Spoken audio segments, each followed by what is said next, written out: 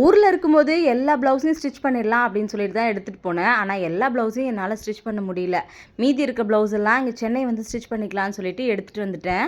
ஆனால் எங்கள் மாமியார் வச்சுருக்கிற மிஷினில் இருக்கிற கம்ஃபர்டபுள் எனக்கு இங்கே இருக்குமான்னு கேட்டிங்க கண்டிப்பாக தெரியாது. ஏன்னா கண்டிப்பாக துணி ஸ்டிச் பண்ணுறவங்களுக்கு நல்லாவே தெரியும். தைக்கும் போது அடிக்கடி நூல் லூஸ் ஆகிறது, ஏதாவது ரிப்பேர் வந்துக்கிட்டே இருக்கும். அந்த மாதிரிலாம் இல்லாமல் தைக்கும் போது அவ்வளோ கம்ஃபர்டபுளாக இருக்கும். சீக்கிரமாக தைச்சும் முடிச்சிடலாம்.